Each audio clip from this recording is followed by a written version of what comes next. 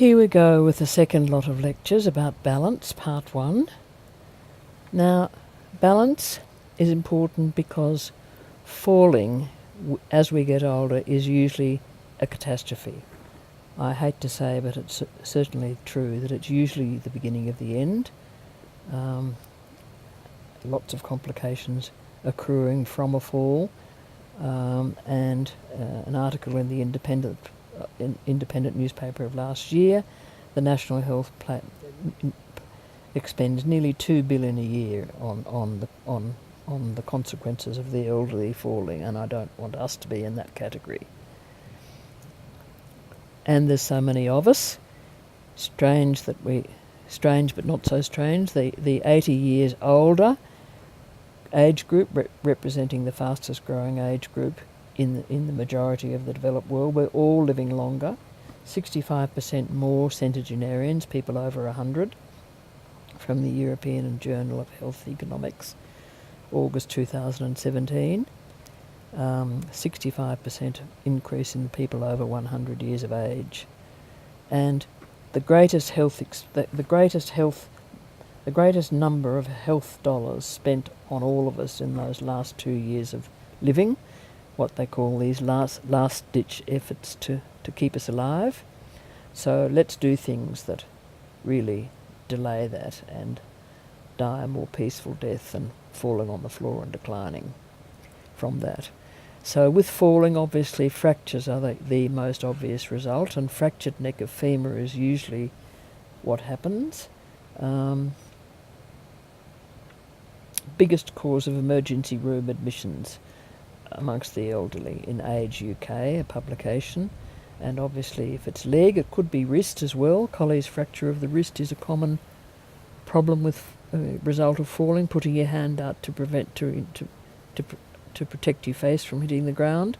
Obviously that doesn't mean that you can't walk, but neck of femur is the one.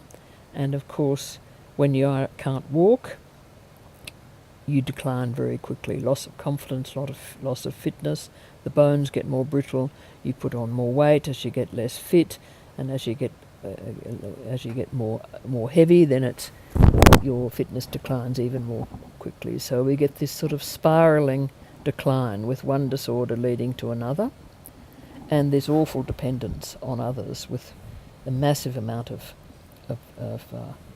cost both to ourselves and to the health system, home and hospital. Fractured neck of femur is usually what goes, and the reasons for this are important.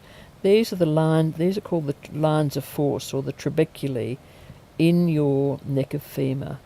Here and here, this obviously the pressure, weight bearing down on the top of the head of femur, it has to be reinforced, so there's massive lines of force there.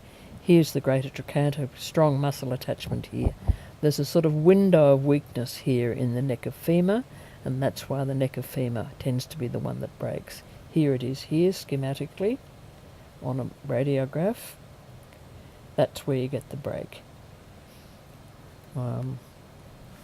Over 65,000 admissions to hospital each year in the UK alone for fractured neck of femur.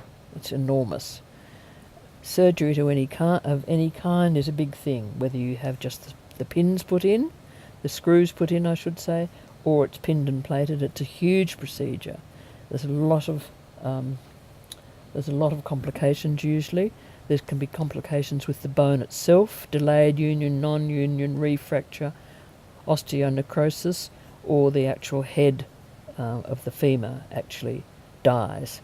Now that can happen very easily because it's quite easy for this very important artery here, the obturator artery.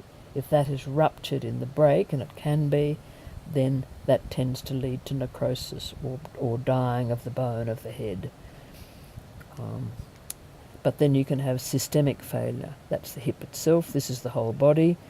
When the elderly are confined to bed in hospital, we don't really know why, but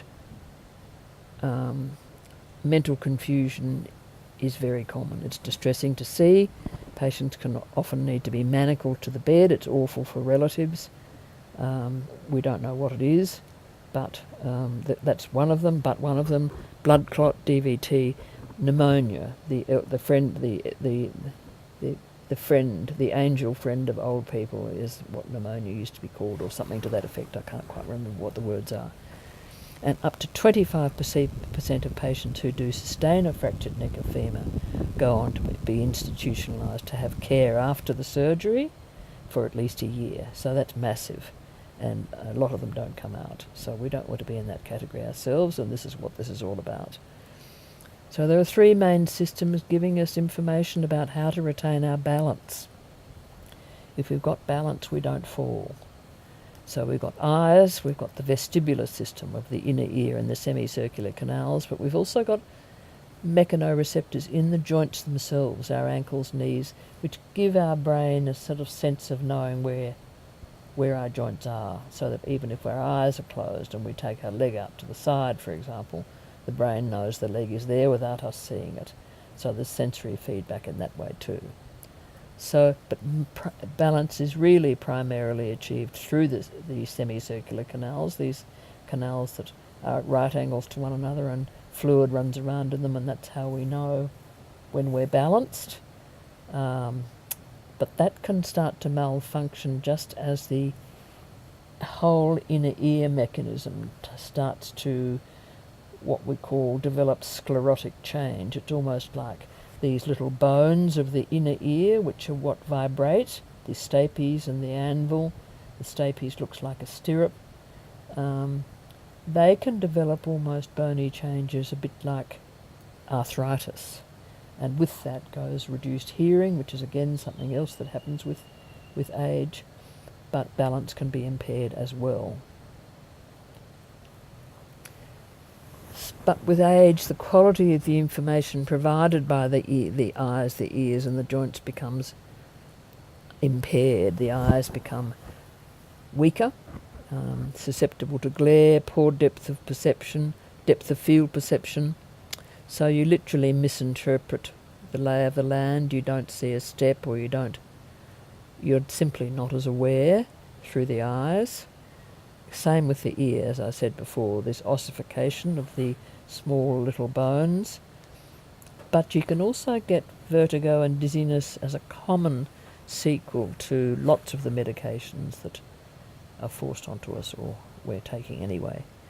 So, but also as the joints become sort of laid up, whether they're swollen, whether they're creaky, whether they're stiff, whether they're painful, that means that you don't get nearly, and they're weak as well, so you don't get nearly the same feedback going back to the brain and integrating seamlessly with these other two mechanisms.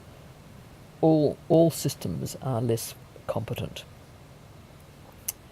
So as I said before, we can't so seamlessly integrate spatial awareness, where we are in space, and control of movement. Our faculties are slower, so the phenomenon of elderly people stop walking when they're talking because they can't multitask.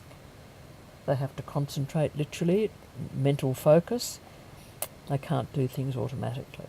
And this is fatiguing, and we sit down and we get weaker and we lose fitness. So it is a spiral, and we have to deliberately do things to counter that.